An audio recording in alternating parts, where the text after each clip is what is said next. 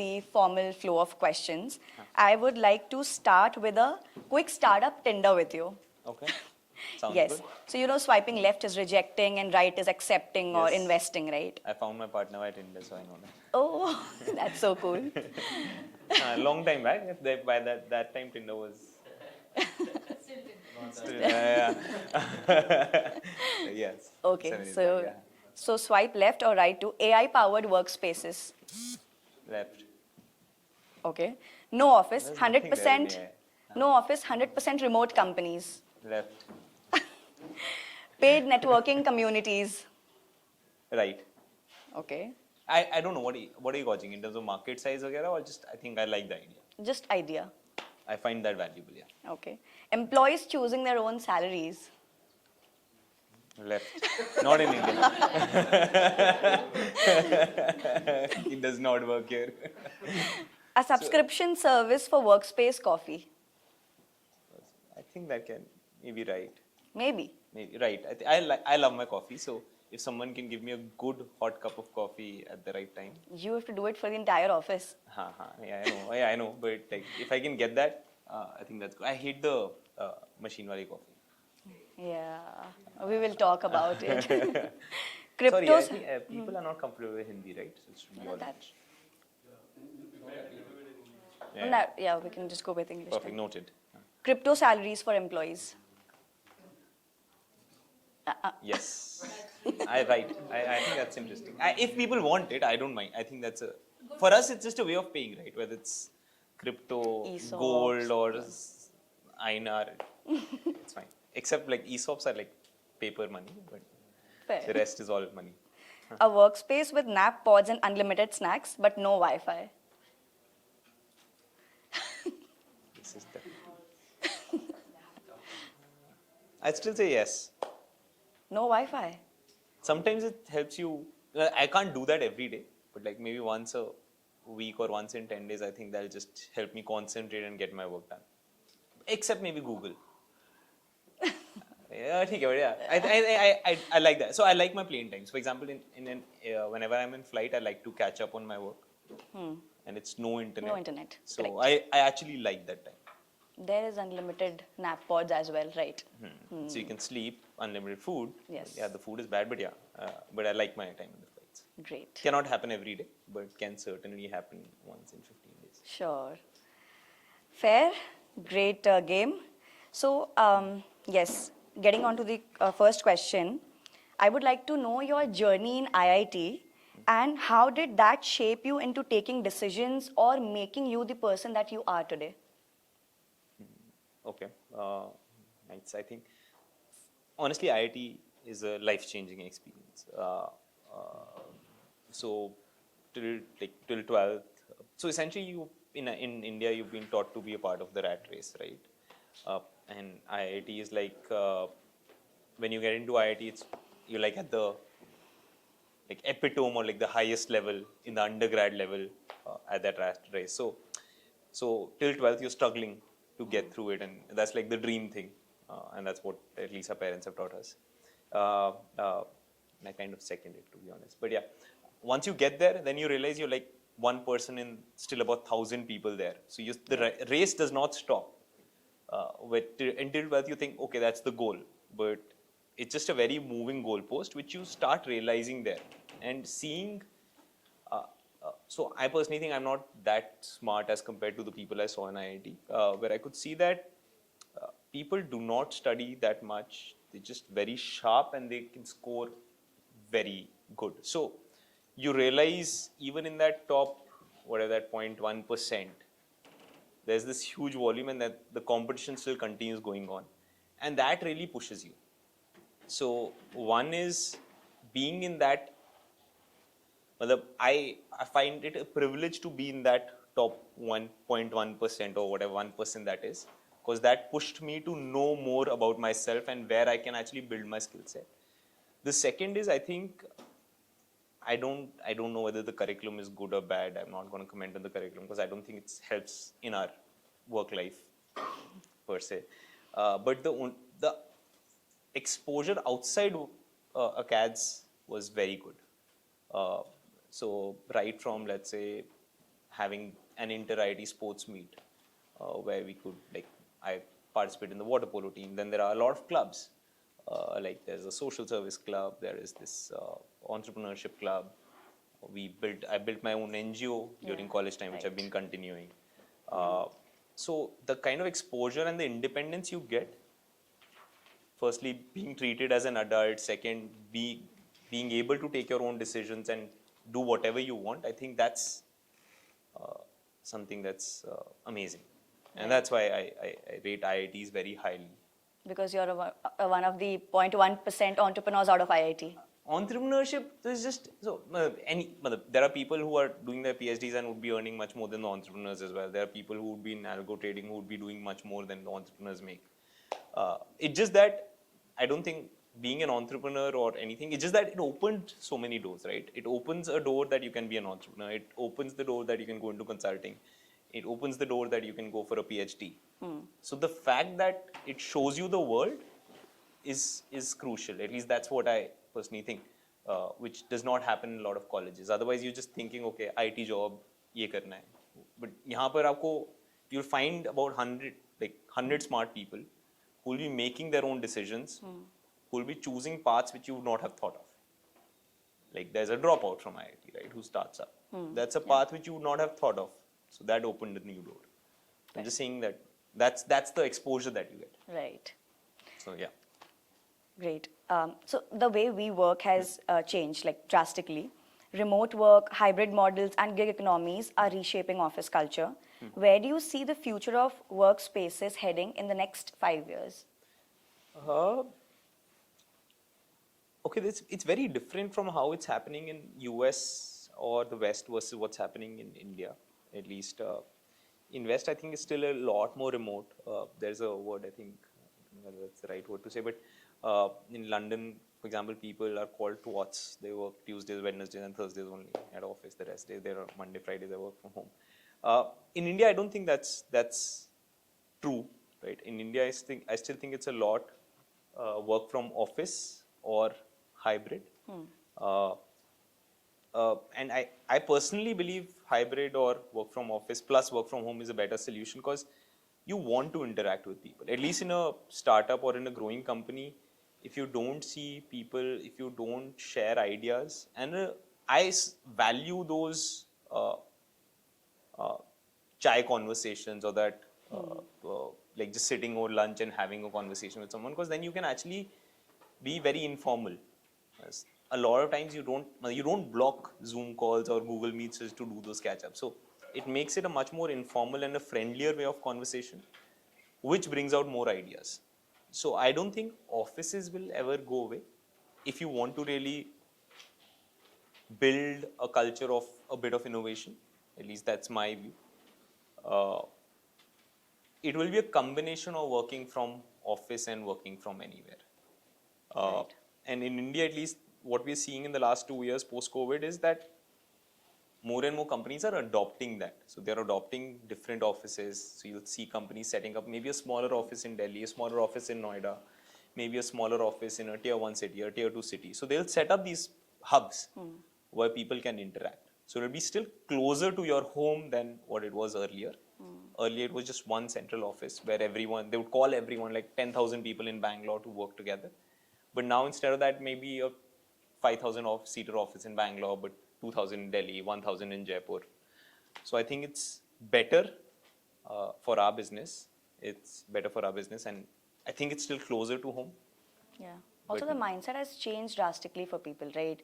I mean, they don't want to get into the hassle of building their own offices, the infra, painting and everything. So I think they're preferring the co-working spaces more.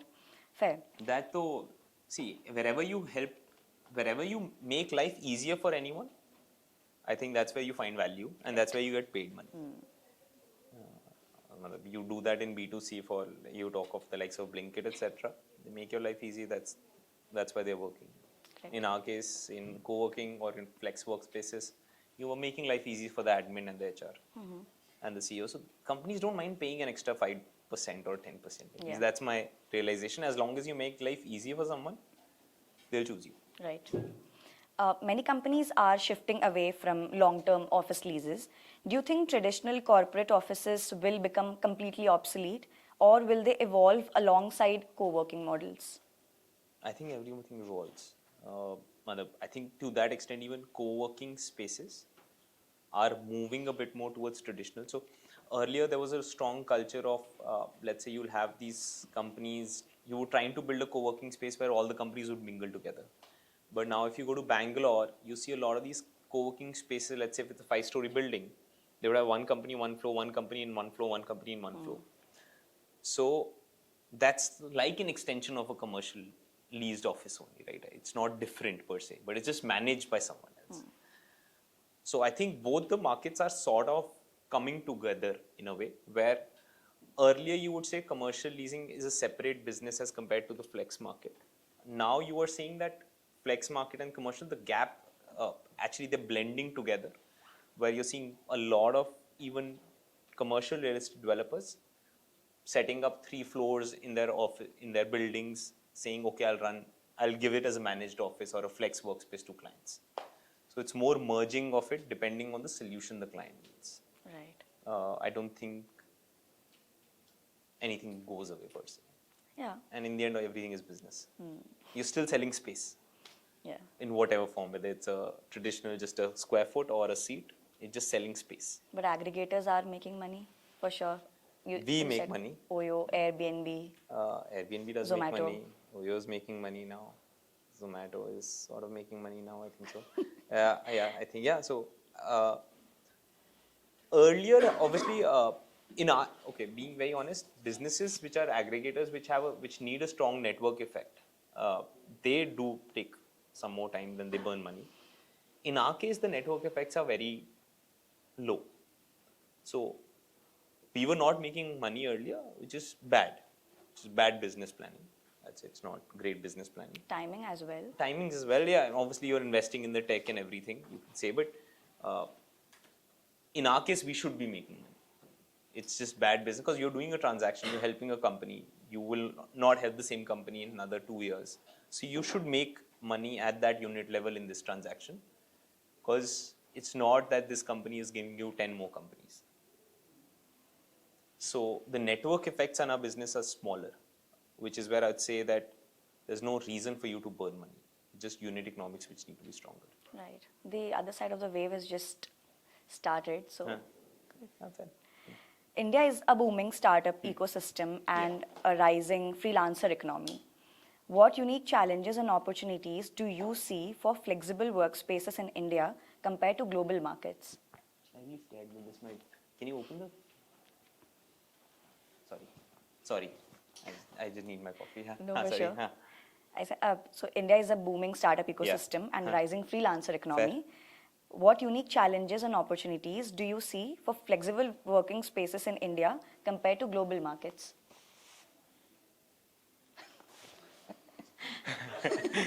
Sorry. Priorities, it's okay. Yeah, it's throughout the day, like I always have a cup along with me and I'm just having a sip. So I have like a bad addiction to coffee. India as compared to the globe. So, okay, I don't think there's much difference. What's the difference? I think all you can say is that India is a growing economy. A lot of companies are setting up bases in India right now, which makes logical sense. So there's this term that's come up recently, which is called GCCs. I don't know whether you've heard of them. Global Capability Centers, correct. So that's the new trend that's there. So let's say X number of companies are there in US. Now, most of these companies are setting up their own offices in India. So from that standpoint, the Indian market is growing, which is the major change that's happening. So a lot of companies, whether it's Indian companies or MNCs, are now setting up base, which is why the market in India is growing and will continue to grow. Specific to the freelancer audience, there was one question specific to the freelancers market. Yes, that market is also growing, but office as a business, I personally don't think, I think 80% of the business is still driven by B2B, or 90% of that business will still be B2B for the next 5 years, because a company is buying an office for like 1,000 people. while the freelancer audience is very small as compared to the corporate audience that's there. True. So yes, that number is increasing, but is that a game changer for this industry? I don't think so. The interesting thing that's coming with the freelancer or the gig economy is right now the requirements for like things like the podcast room, those have shot up. Yeah. So those are some aspects of that market are growing, but that's still in the entire landscape of the office market. I'd say podcast room would be less than 1%, less than 0.1%. So that's very small number right now for it to make a meaningful impact. It won't go up to 10%. It will grow to maybe from 0.1 to maybe 0.3 or 0.5%. So that way, it's not a meaningful change. Yes, it's a good offshoot.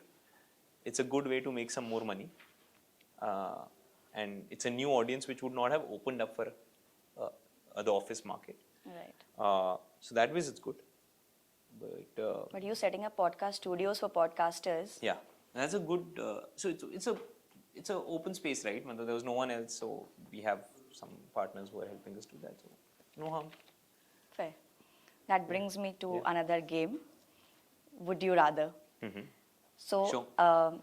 Would you rather build a $1 billion startup but never get weekends, or have a comfortable business with only a 4-day work week? $1 billion startup. L&T founders. Huh? No. I would have been 100% sure of this like 2 years back or 3 years back. I just got recently married. I've started thinking of work-life balance. Sudden change, but I'd still go for that $1 billion company and no weekends. Right. Never be able to check your emails again, or only communicate via WhatsApp voice notes. I hate WhatsApp voice notes. A lot of people, I don't know what's this trend of people sending voice notes. I don't. I always type it out. I can live my life on WhatsApp. Messages, but not voice notes. I hate those. Okay. Do you like them? Some people love their voices. No, I can't do with my own voice notes on WhatsApp. I just find it very because I'm a very talkative person. But then you can't make notes, right? Then how do you track what's happening?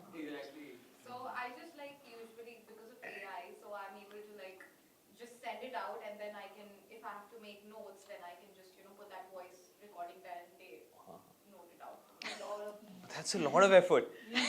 Just write it down, no? I hear. If you have if you're talking, let's say, to your co-founder and you're in different time zones and you have like some emotion to convey in a certain. I will call him in at that odd time. It's fine.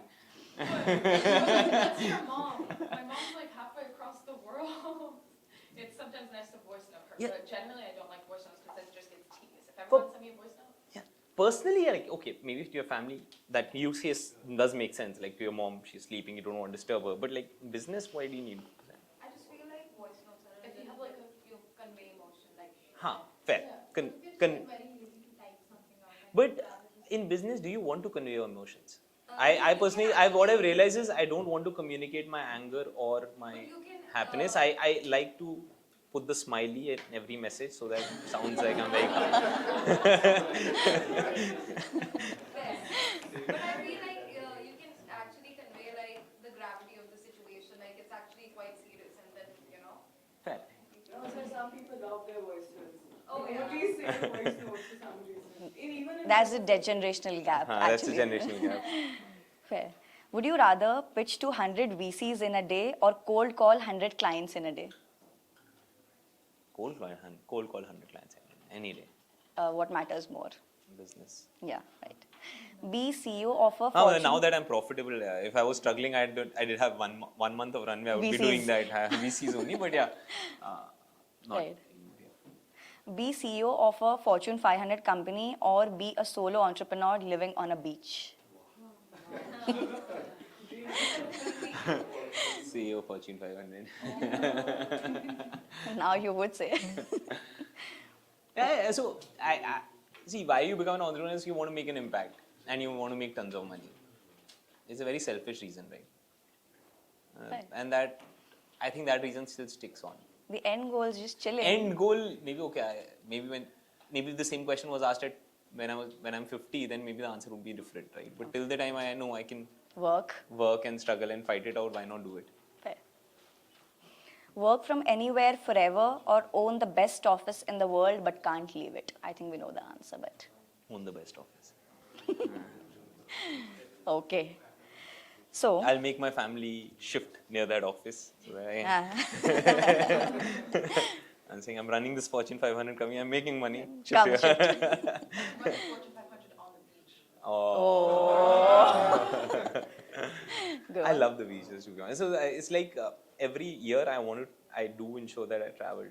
I know Goa is overrated, but I still, at least maybe not the last year, but every year I used to travel to Goa for like a longest time. Now that's shifted to Bali and Phuket and all of that places, but cannot do That's without beach. coming from the other generation, but yes, Yeah. good idea. Yeah. Okay. I don't think you can build a Fortune 500 at the beach. So Culture, I, you'd have to build a company culture that Yeah, yeah. is able to work Correct, but- while also chill. so in India, for example, if you go to Goa, there's no good Wi-Fi near the beach. Yeah, that's the problem. Right. So, scaling a business is never easy. What was the toughest challenge you faced while growing myHQ, and how did you overcome it? There are a lot of challenges. I think every day it's a different challenge. I think the biggest challenge obviously is COVID that happened. So COVID was a very interesting journey because so we had some good luck that we just raised before COVID. We raised some money, so we had some money to save ourselves. Otherwise, we would just literally shut shop. And I'd cover the COVID journey in the waves that happened, right? So I'd cover wave 1 and wave 2 and then wave 3. So essentially, wave 1, we had some money in our banks. We were very motivated. Okay, we'll go through it, get through it. Then suddenly the world started opening up. We were like, okay, the market is working. We slogged our asses off to, okay, get the numbers up and running and high numbers again in 6 months. But then wave 2 happened. Then it went back again. We knew wave 2 would last for lesser time, so it wasn't a major dip, but still a dip. So that our motivation decreased a bit. Then after that, we again brought the numbers up again. Then wave 3 happened, and wave 3 was worse off, very bad in India, and lasted for a decent time.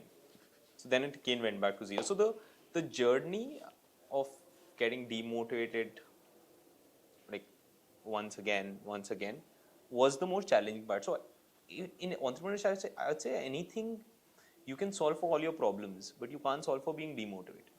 Yeah. And that's what I think that journey was. Luckily, obviously, post-COVID, and to that extent, you're looking to like exit and just sell off the company. You were just that demotivated. Luckily, obviously, we got some strategic on board to revise and rejuvenate ourselves, and it took us a while. But that was the biggest challenge, I'd say.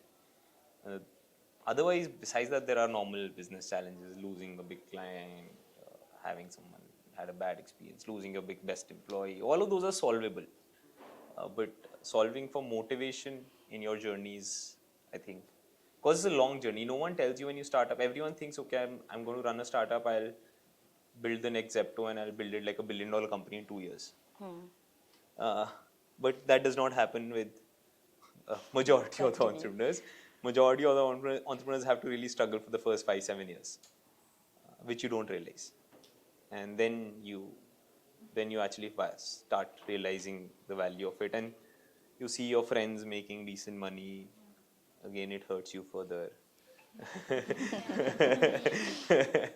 So all of those are parts and parcels, but just motivating yourself day in, day out to continue working. But 4 years of dip, right? No, 2 years of 2 COVID. years of dip. But that 2 years essentially you look at whatever that the year pre-COVID goes to zero. The year post-COVID is again starting and building up. So you can say fairly, COVID was not a 2-year incident. It impacted the business for 4 years. Yeah, exactly. So, yeah, after the dip, picking yourself up again and building this, the same business Same was business again. commendable. Kudos. And foolish or great work, thin line, but yeah. Until it's making money. Yeah. Huh. Right. Raising funds and maintaining a healthy cash flow are critical for any startup. What's one lesson you learned from your fundraising journey that every aspiring entrepreneur should know?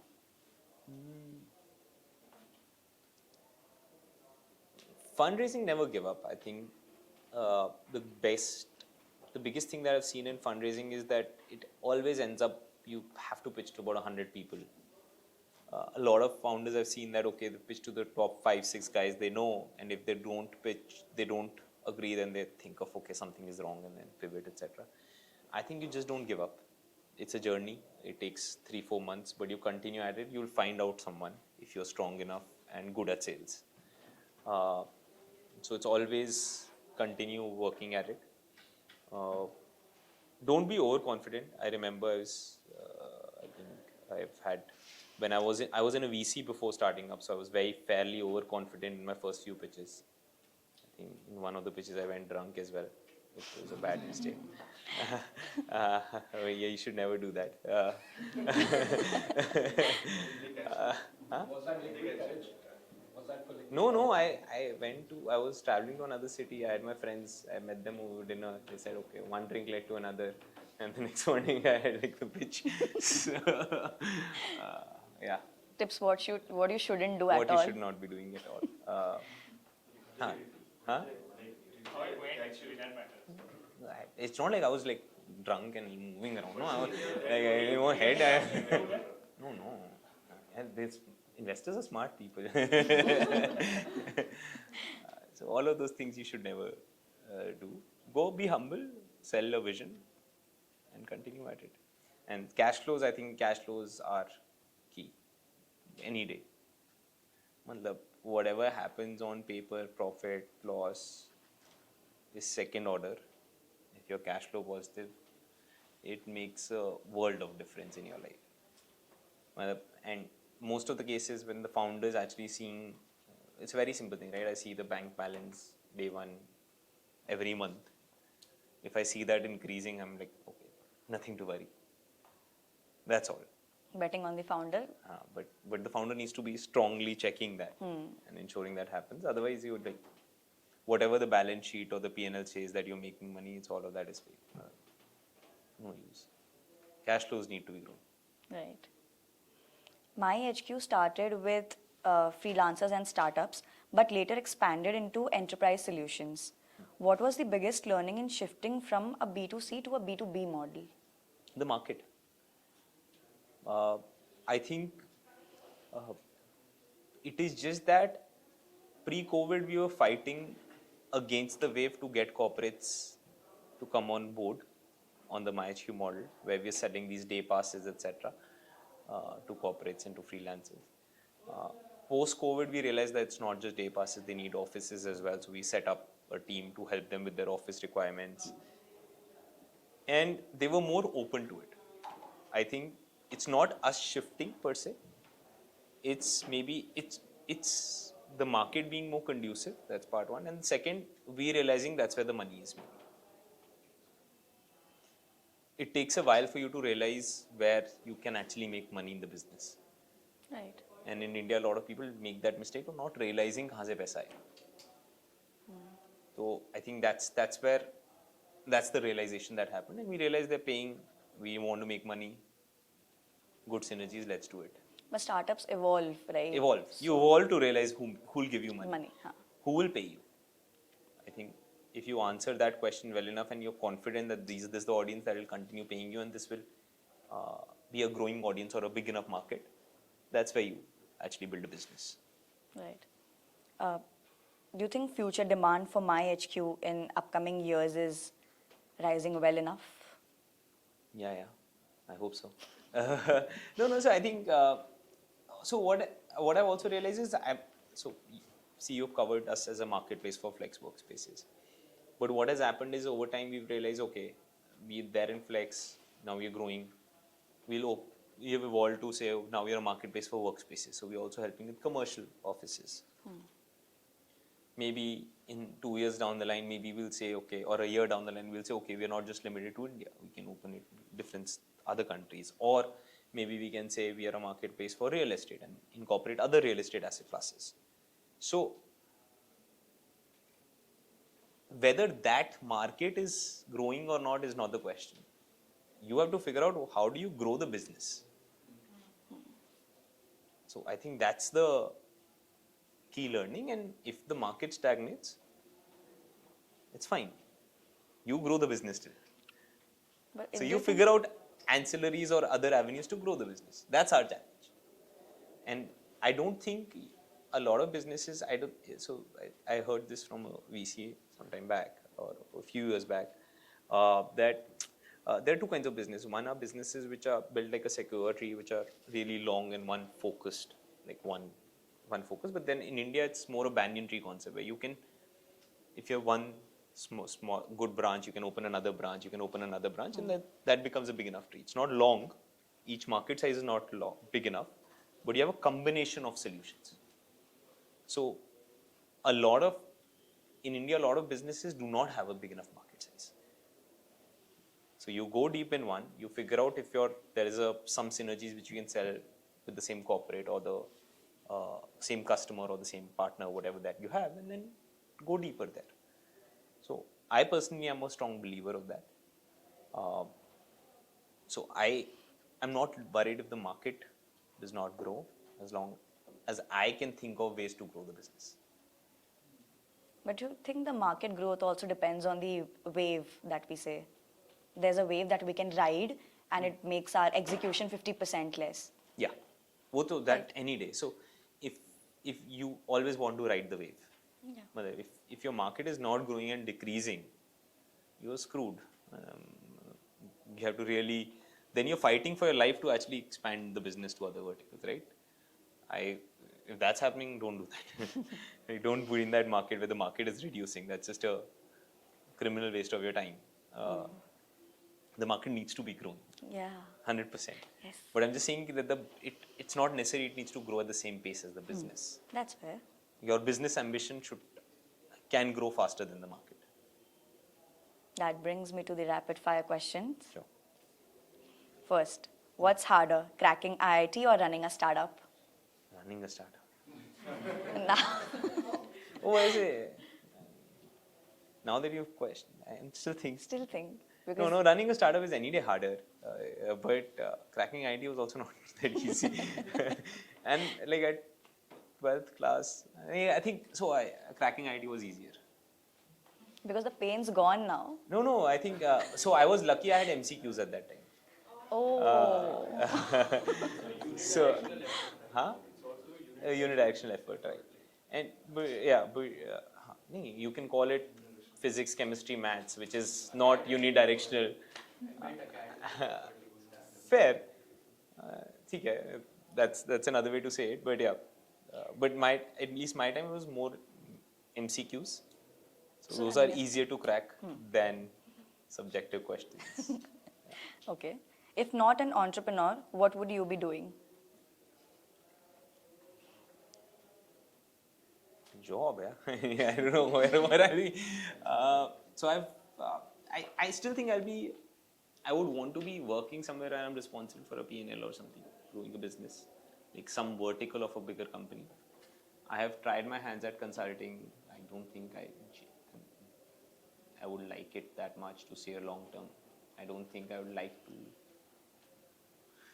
be an investor for a long term, maybe. I think I'd like to still be an operator.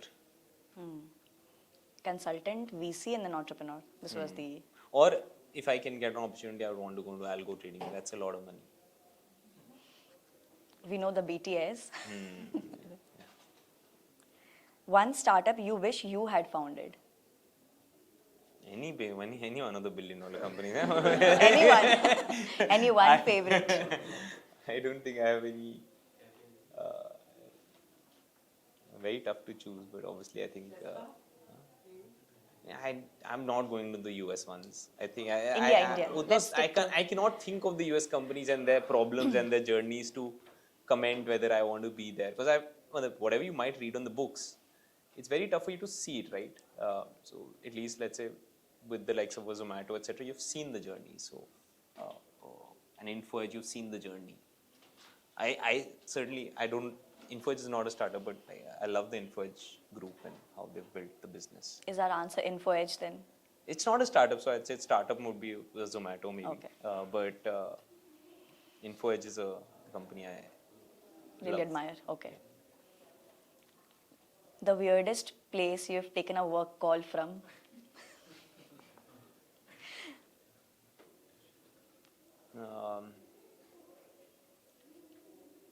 At a court when I was doing my legal wedding marriage signing. Okay.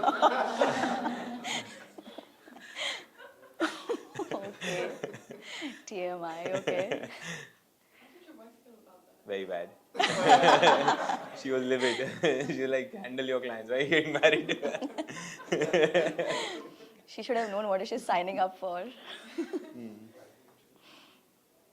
Right. What's more challenging, hiring or fundraising? Fundraising. Hiring and firing is easy. Fundraising is tougher. Okay. Okay. One So, productivity. see, when you have money, hiring becomes easier. Okay. Yeah. When you don't have, firing becomes easy. Okay. One productivity hack you swear by. Start your day early. Okay. I'm not a believer of late. Starting your day is late. I want to be that guy who just sleeps 5 hours and then working. Oh, That's my aspiration. I was going to come to late night brainstorming or early morning strategy sessions. Early morning, peaceful working. Strategy sessions I can have it Throughout during the the day. day. Late night also, I don't want. Late night, my brain stops functioning. Okay. And I think what happens is late night you start doing a lot of those streaming, etc., which is just not conducive. So you're not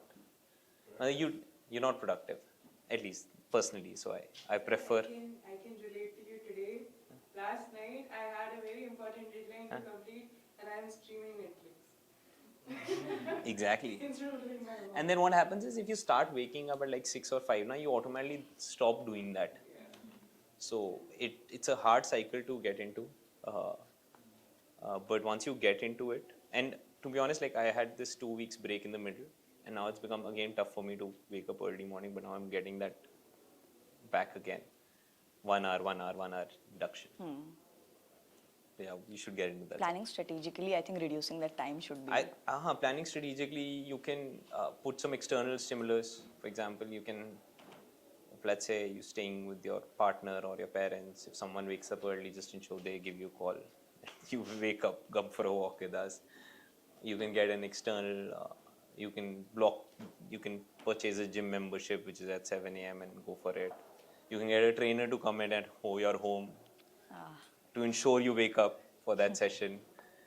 But you can figure out ways to do as much, get external stimuli to ensure you wake up early, but do something. Right. A business idea you think would make millions but don't have time to pursue.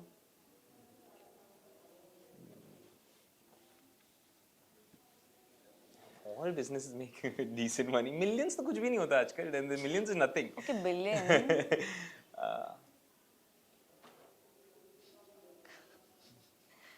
Billions in India is tough. That's the problem. मतलब millions कुछ नहीं है and billions is Millions everyone can make in India. tough. Okay.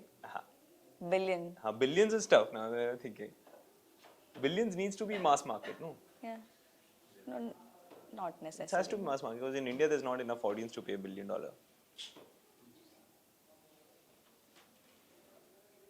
I had built any brand for the B2C audience. Any product. D2C, B2C. D2C. Okay. I think D2C anything, which is more mass market. I think I can. For example, shoes is a good market. I like home interiors is a good market. Meesho? It's an aggregator. Meesho but is a marketplace. yeah. Why would I start another marketplace when there's so many of them right now and they're doing decently well? Fair. And I think Flipkart, Amazon, Meesho combined, I think they're catering to all the audiences. And I don't see a problem in the product. It's not like I see the product lacking somewhere. I still think there is room for a lot of these D2C brands, which we are seeing right now. Right. So that's still a white space in the market. Even to that extent, I would love to open a sort of a Haldiram version. Yeah, I don't think there's any other good brand which is selling these charts, etc. And everyone loves food. Right. There's a startup in our cohort. I think they're building in bhujias and similar sort of haldirams. I Very think you good should look at market. it. Yeah. Healthy bhujias, right? Healthy bhujia, I don't care. I think Building healthy charts and all, Panorama something. So I don't think it needs to be healthy. Why are you limited on it? Make it unhealthy as well. As long as it's good, people will eat I it. think that's both. Indians will consume. Yeah. But you are competing with WeWork, Office, and even real estate giants. How do you differentiate myHQ in such a competitive landscape? So we're not competing with them. That is correct. Yes, we in a way compete with them. So as a marketplace, so we are a marketplace, right? So a Zomato does compete in a way with the Domino's because people can order from Domino's alone. But a marketplace, I don't know whether you call a Zomato competition to a Domino's or vice versa. Yes, you can order directly from Domino's as well, but the advantages of a marketplace are fairly simple, right? You have an expanse of coverage, so you can help client across different brands. You get better pricing for them. You get better ratings and reviews. So if you can build the platform stronger, so our thesis is always that build a platform which is helping the users take the right call. We are not selling a certain brand. We are not selling a WeWork or an office or a commercial office. We are helping the client with his office-based solution. If it's WeWork, we'll sell him WeWork. If it's office, we'll sell him office. If it's another office, we'll sell it. Another commercial space, we'll sell that. So that's our thesis. And if you talk purely from competition from other marketplaces, Yes. let's say there are marketplaces like a 99 acres, Magic Bricks, which you would have heard of. The difference is we have not built it just like a marketplace where you leave a lead and there are brokers who are helping connect. Right? In 99 acres or Magic Bricks, if you go to search for a house as an example, you see some options, you leave a request, and then there are some brokers who are calling you to, I'll help you find the right space. We think that's a broken journey. So our thesis is that as a marketplace, you want to also do the fulfillment. So if you like a space, then there is our team only, which is going to ensure that we help you get the right space. So which means that our business is not just online, but also offline. So we do interact with these clients offline as well, a lot of them. So it's an online-offline integration that's there in our business. So it's an assisted marketplace, I'd say, which is very different from a likes of a 99 acres or Magic Bricks because theirs is just completely online. But in terms of the charges or the pricing, how are you all different from WeWork then? So WeWork is, let's say, one of the partner spaces, right? For example, if you go to the likes of a WeWork, you purchase a day pass, as a random example. If you purchase it, you'll get it $1,000. As just a hypothetical example I'm taking. But in our case, we have these 1,000 users. We would come to WeWork and say, okay, we'll purchase 1,000 of these. So instead of 1,000, we'll maybe get it at $700. Okay. Correct? So here, and maybe if we get it 700, we'll sell it to clients at 800. There becomes a price advantage that we can offer. Okay. Then a lot of clients want accessibility to multiple options. So today you added a WeWork, but tomorrow you want to go to an office or some other space. So you can't do that with the WeWork solutions. You can do that with our solution. Work from anywhere, like literally? Work from anywhere, literally. Okay. Or a corporate which has employees in Delhi, Bangalore, Jaipur, everywhere. But WeWork is not there everywhere. No? Okay. Yeah. I was going to ask the next question. So unlike SaaS startups, co-working businesses deal with real estate regulations. Correct. Or hurdles like different workspace in different cities. What were some unexpected legal or regulatory hurdles you faced? And second question is, how many cities can I start employing people in? Okay. I don't think it's a hurdle. I think the hurdle turned into an opportunity for us, which is very interesting. So in India, the framework is that wherever you do business, you have to register your company there. So for example, if I'm selling coffee and I'm selling this in Kolkata or West Bengal, I have to register myself in West Bengal as well.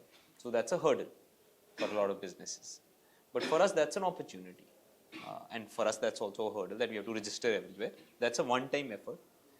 But what we did was with this hurdle, we launched a product called a virtual office where, which is in partnership with our co-working spaces, that they can help you register yourself in these cities, in these co-working spaces, so that you can start your business faster. So this hurdle, where, for example, a company who's not necessarily having people in West Bengal wants to set up an office, the co-working spaces actually help you set up that office right away, very fast, at an economical price point. So that legal hurdle gets reduced for you, and in a way we make money out of that hurdle. Right. So we help companies set up these offices in different cities, even if they don't have people there, and we make money in those transactions. Blessing in disguise for you guys. Fair. Right. But yeah, there are these hurdles. That's fine. But how many cities are you all in? So now we are there across all the top tier 1 cities, whether it's Delhi, Noida, Gurgaon, Bangalore, Bombay, Pune, Hyderabad, Chennai, Ahmedabad. Raipur? So we help these cities remotely. Okay. So we have our clients we have helped in cities like Indore, Raipur, Jaipur. We are personally not, our team is personally not there, but our team helps out remotely. Okay. Raising capital is often glamorized, but it is a tough process. What's a fundraising moment that tested you as a founder? So there was this one, so we had a term sheet, very interesting. I think we had a term sheet from 2 funds. One was a fund from abroad. So they were leading it, and then there was a second fund which was coming along with it. Unfortunately, the first fund we just like backed out. Okay. So what happens is, in a fundraise, it's very important to get you the right lead investor. The lead investor actually helps you stitch the round.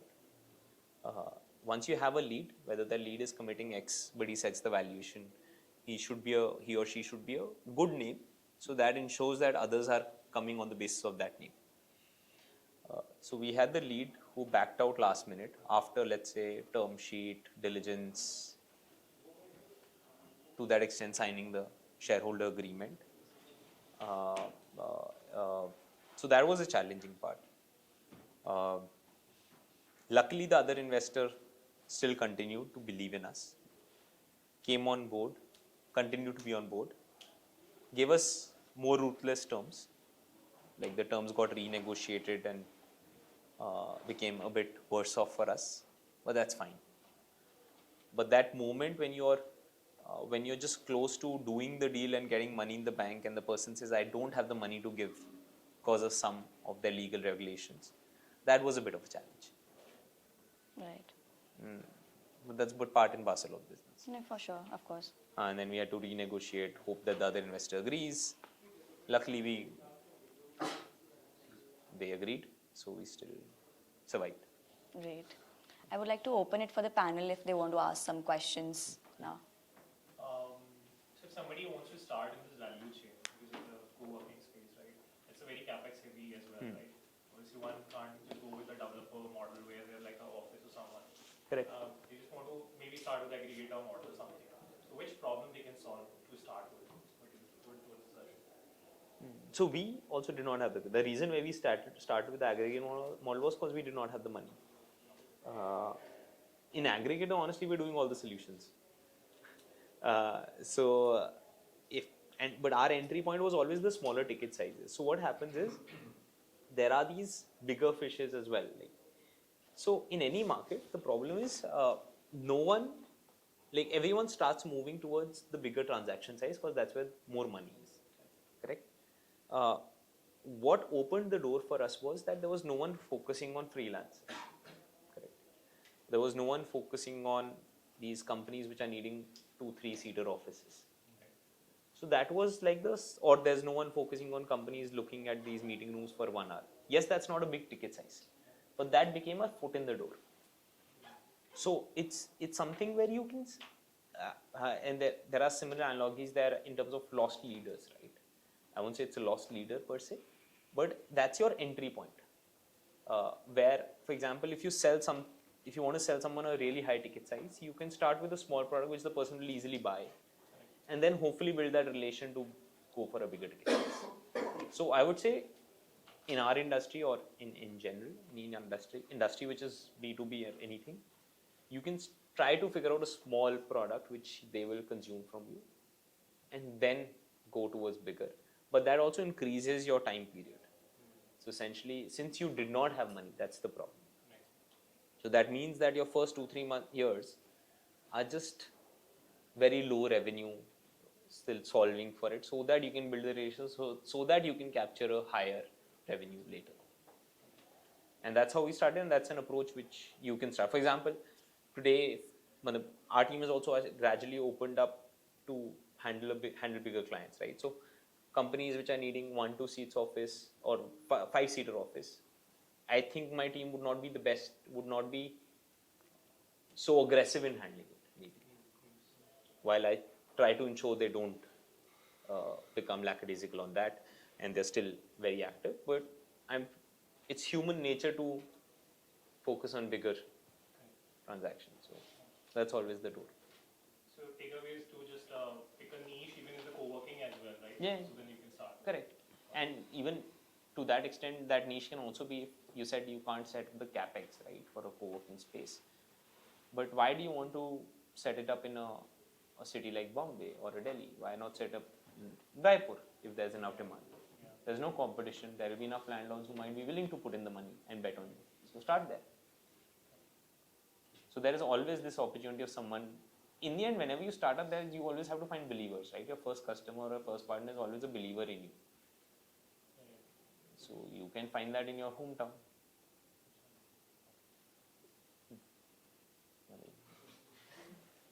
Whoever. So I wanted to ask, like, there are very big players in real estate in terms of commercial real estate, like the property management companies like CBRE, CBRE, yeah, IPCs. Cushman & Wakefield. So a lot of big business, enterprise business and all, they directly cover it. Correct. Like the client directly call to them and they directly fulfill their deals with like talking directly to these co-working providers. Correct. So how do you plan to get Break that chunk of business? That was the answer. But what can be done? Like, so I'll tell you. the deals that they provide directly, and the deals that they get directly, that won't be. No, those deals I can also crack now. So what happens is it takes time. We have catered to companies like Jio, Tata, Aditya Birla, Mahindra. All of those companies have come online. So okay, the first opportunity that we saw in the market was that these IPCs were not having a strong product online. You can always say the admins will just call the person and take help for the space. We said that our thesis is that the admins might still call the person, but they still won't want to be, it's like trust but verify, right? So he would still want to go online and see whether I'm getting the right solution. So the first point was to ensure that we are present online, so that we become like we can capture some of the mind space. The second was we started giving solutions which they were not giving. So as an example, rightly said, right? JLL would not cater to a 2-seater requirement or a meeting room for an hour. So we built those products. The virtual office solution, they don't provide that. So even, let's say, I think to an extent, I think CBRE, some of the clients of CBRE, they use our platform for purchasing virtual offices. For Small ticket size. So that was our entry point. And then over time, once you start building those corporates, they know they come on a platform, they see a solution, then they start reaching out to you for more solutions.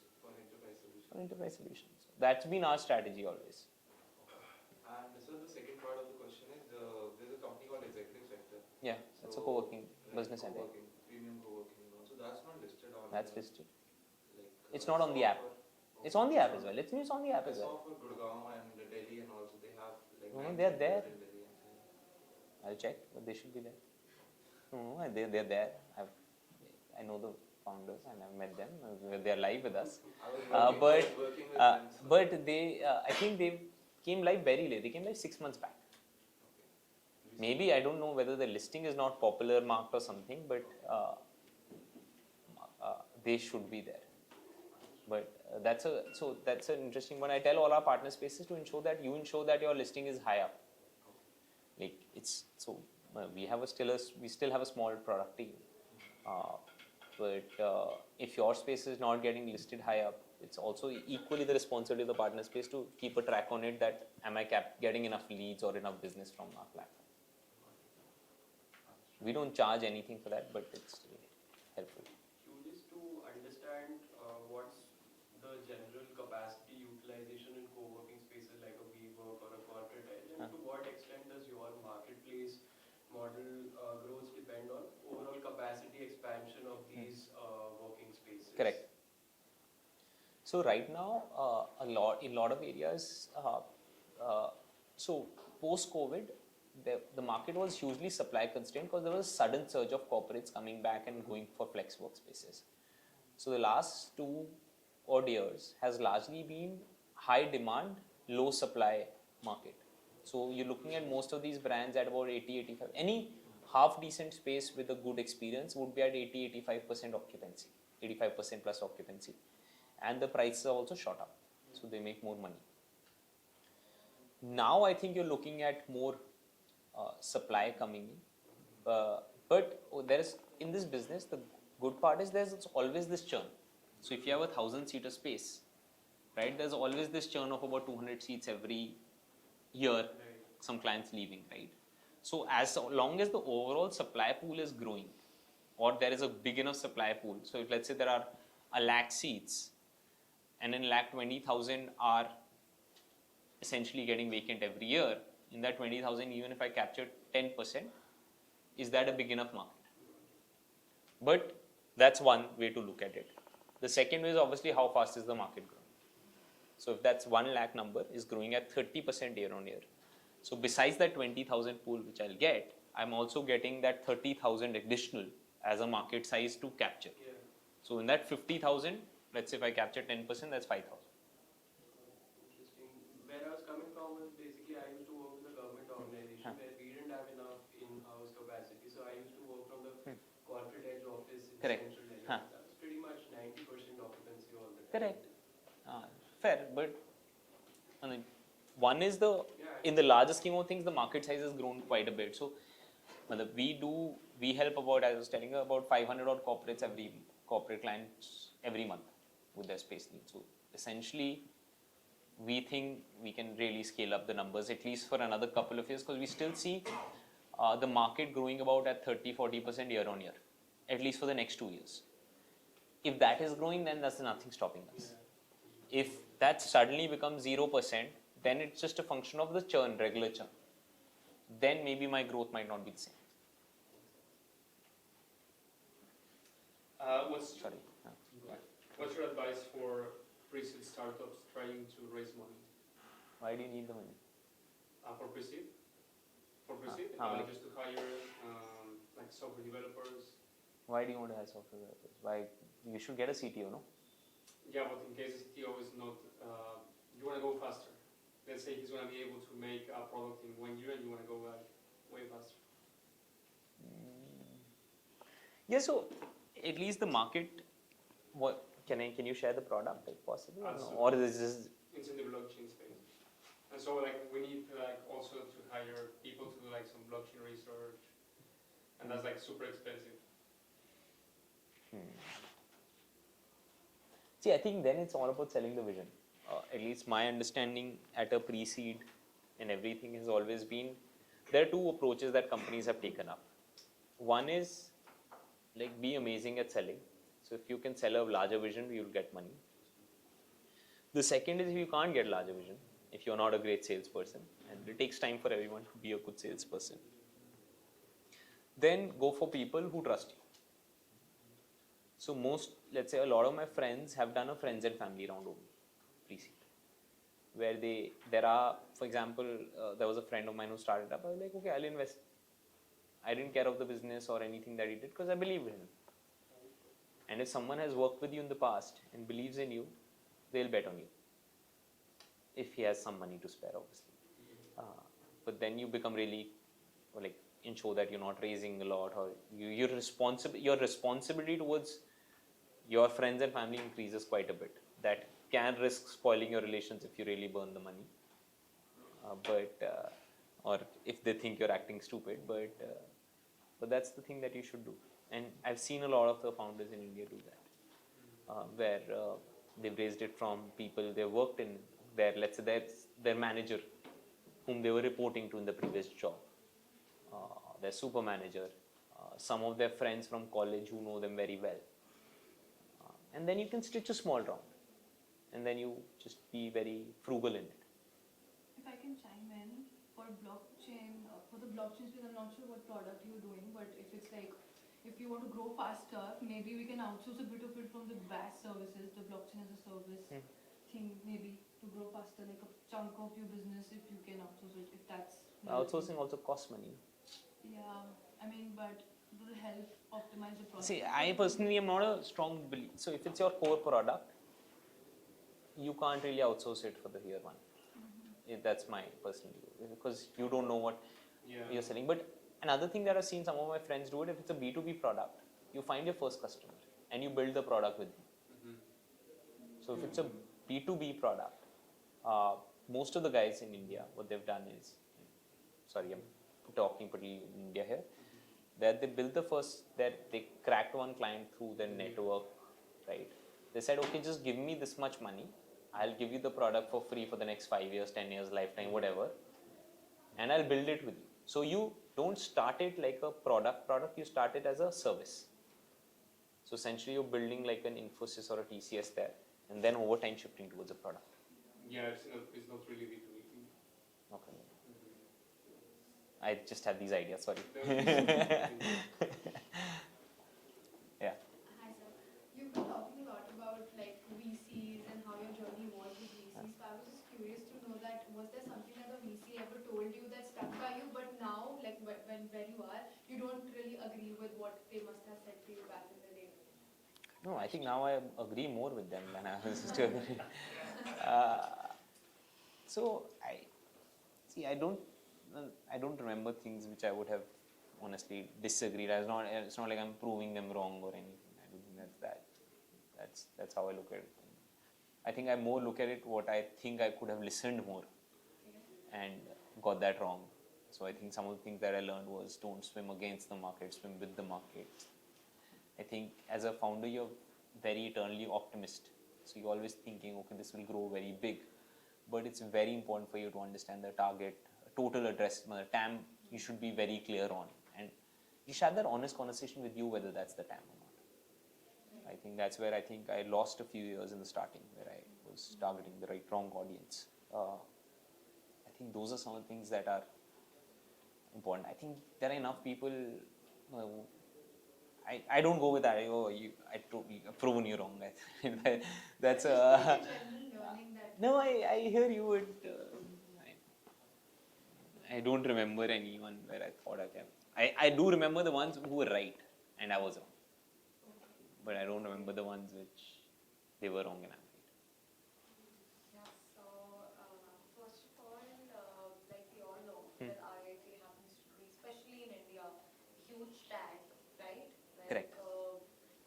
You almost become like a brand in itself that, everyone is aspiring to come to that particular prestigious university. And of course, the job market is also actively seeking out IITs, right? So what was that one drive that led you to be a founder and, start your own venture and pursue something that may be considered a golden opportunity by many? So, okay, in IIT, as I was telling my journey till 12th, you're in the rat race. Post IIT also there is a rat race. Being very honest, so you still, for a lot of people who are not in the tech or the engineering side, who want to go into the tech jobs, the race is you generally go into consulting, then you go for a venture capital or a private equity role, and then you go for an MBA abroad, and then you chill abroad, whatever, or come back India. But that's the path. So I was largely on that path. I was in consulting. I was in VC. My senior from VC was just going for an MBA. I also planned to go for an MBA, but the VC role changed me. So in a VC, I saw that we are investing in companies, and I was very bullish, and I was stupid to some extent that I saw, okay, so बहुत easy है. I thought it's very easy. Let's do it. That's what got me into it. But So it was a bit of optimism and foolishness combination where I thought, okay, let's do this. but the way you're making it sound, I was a bit foolish because I was seeing bullish decisions huh, being made. huh. So do you regret it? No, I don't regret it. I'm just saying कि, but it's not a very thought through decision per se. It's not like I would have like done a pro and con, like make a SWOT case in consulting and did that. I was like, okay. So the first 1 year I was thinking, okay, if I raise some money, I would have proven even if it fails, I'll go to an MBA. Very short-sightedness. But over time, you realize that the journey of running a company it's a long journey. But let's say the first 6 months, the goal was, okay, can I just raise my first money? Then the second goal was, okay, this money was not enough. Can I raise another round and build some clients for that? But it was very short term. It's a very step-by-step approach. And it's a combination of figuring out your short-term goals and a long-term goal. What I realized was that the long-term goal for me came over time, where I realized I want to build a big enough business. Early, it was a bit more short-term, which is not the right answer. So accidental entrepreneur or calculated entrepreneur? I don't know. Accidentally can. Accidentally calculated. Yeah, I think the journey is there that you always. So what happens is when you're driven by the short-term goals, you're bound to quit. That's my learning. Luckily, I did not quit. Yes. So it's that when you're driven by, okay, let me just get my first money and then I'm okay, fine. And then you always have something in the back. So if you have something in the back of mind that, okay, ye nahi chala to main karunga, that I'll do something if this fails, then the probability of this failing suddenly increases drastically. Manifestations. It's manifestation. Yeah. So what do you think? Sorry, Price or no timing? What was the main reason why are people choosing myHQ? The pricing bit, or they just don't want to take the hassle in the timing bit? I think hassle. I personally believe in India, in corporate culture, people value their time and their effort. Price, okay, we can give them an advantage, anything. I think just it's always the ease. If you give them an ease and a better solution or an easier solution or faster solution, they'll do for you. That's it. Fair. Yes. Sorry, one. So I'll just give an extension to what you were doing because I saw it in another country. So I went to South Korea last year for an entrepreneurship program, and I was able to meet a lot of new people, and I was able to understand the culture. One really interesting thing I saw there is that like students there are as much hardworking as us living in India because we have very strict like education systems. Correct. But in Korea, I saw that particularly government in itself also promotes the fact that students should have a place to study except for their homes. So I was able to go to so many workspaces that were just designed for students who are in university. Even in school, I have seen a lot of students who just walk past, go to that space, pay for a few hours, do their work and come back. Correct. But I have not seen that culture at all in India. Correct. Now a bit is coming because Starbucks is there, you can sit there for how much longer you want. But other than that, that is not something I've seen a lot in India currently. Correct. Do you think in the next 5 or 6 years, this particular thing could be a growing market? So that was one of our initial thesis as well. And we were particularly thinking that a bachelor student will not be able to pay for it, but a master student will be able to pay for it. So that was our thesis, and we did tap into that market.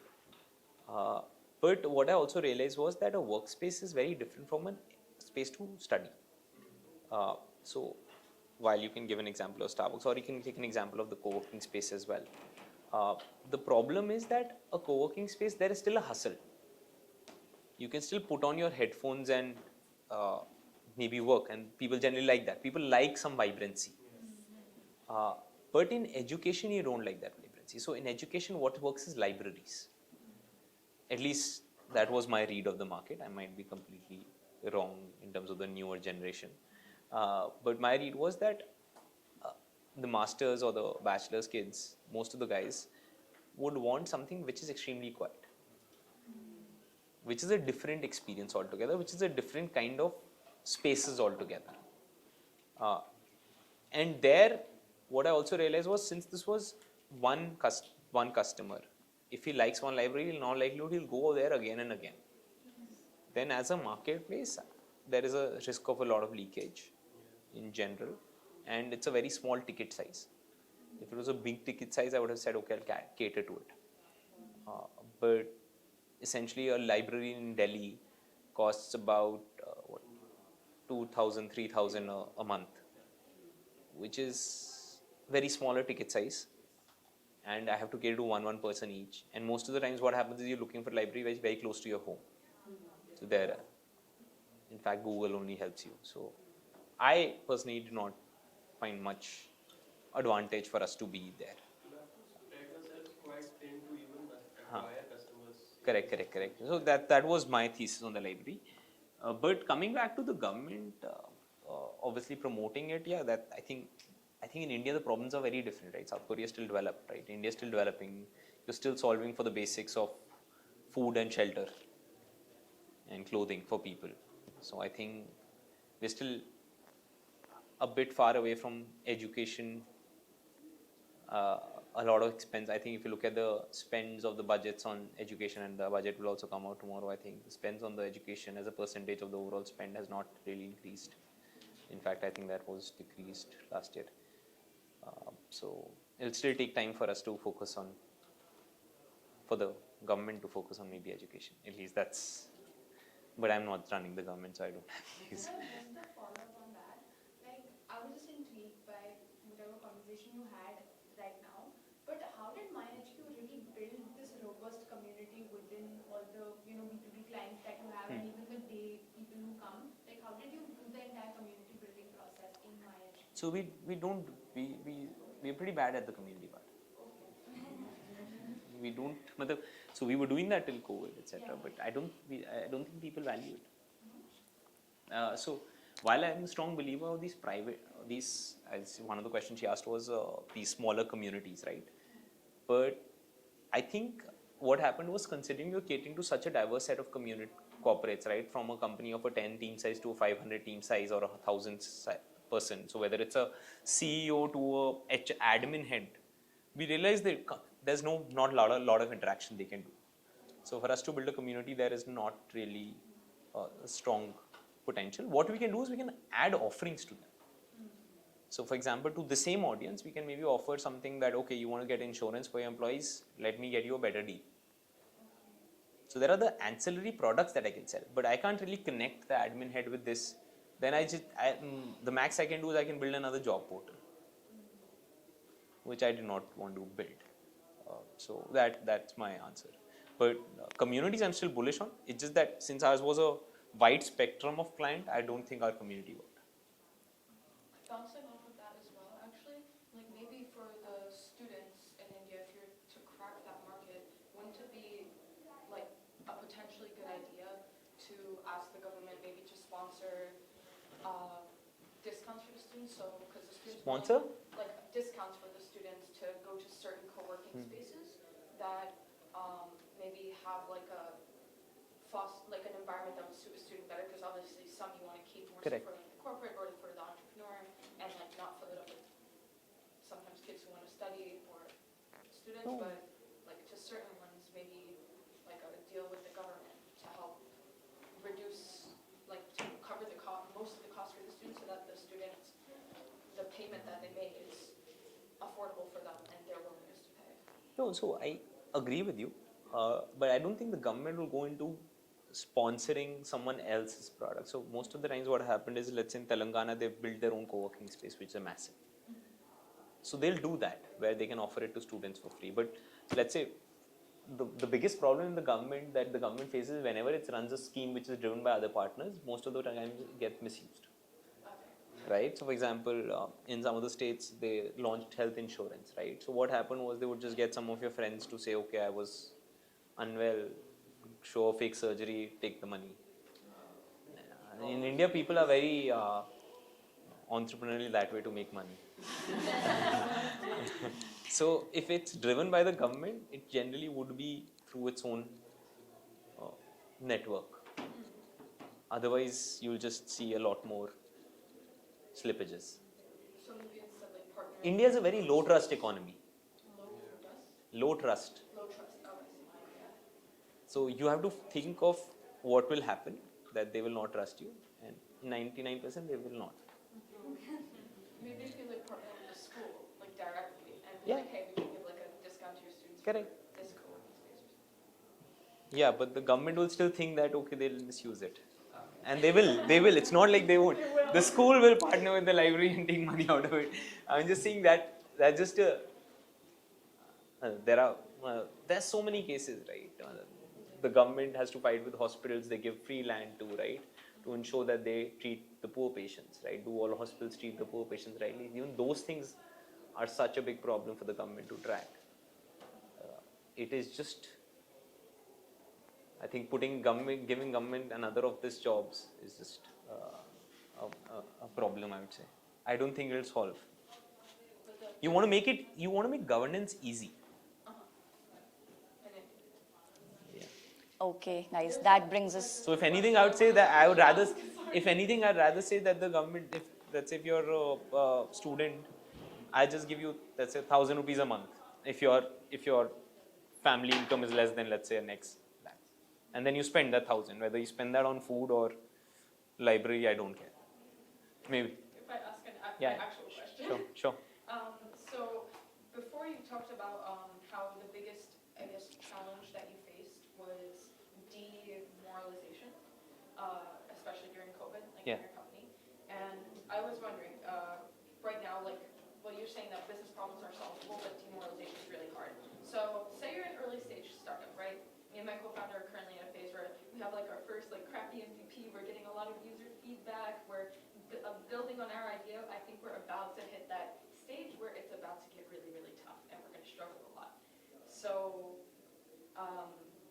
what advice do you have, like from your experience of creating a structure that helps counteract demoralization? Like, what are your cures for demoralization, and also what advice do you have to early stage startup founders to really create systems that allow them to stick it through and make the most of their time?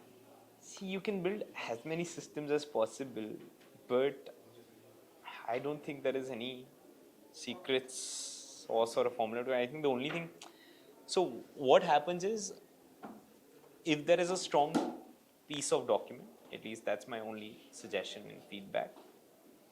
If you guys are bound by a piece of paper, which is legally recognizable, I think that ensures that people stick on to some extent. It's like, okay, let's take a personal example here, like not personal, but like let's take an example in families. So if husband wife fight, right? If they're not legally married, as a hypothetical scenario, then they'll maybe go different houses and then say, I'll never talk to you, whatever, right? But if you have that legal piece of paper, then you have to go back to the court and say, okay, I'm going to get a divorce. It's a 6 month, you have to kind of sit together, try figuring it out. So it gives you that additional room to make it work. Whether that's a piece of paper or that's a kid, for example, if you have a child. So it just brings you back again to ensure that you are in sync, or you try to be in sync. So those are some of the things that I think anything which hinders you from moving on right away, in a way, is a good way to, because you'll always have that thought maybe that, okay, I should just quit. Right? But what's stopping you to do that? So like an external. It can be some sort of external. I'm just giving you an example here. And also the mission, I guess, like what we're building, I think that's what's stopping us. Yeah, I think what happens is I'm not a strong believer on the mission based. I think you're running a business for a very selfish reason, which is to make money. I don't care whether I'm solving X problem or Y problem. I feel like our motivations are different. Huh, so it can be We're just like, we want to like.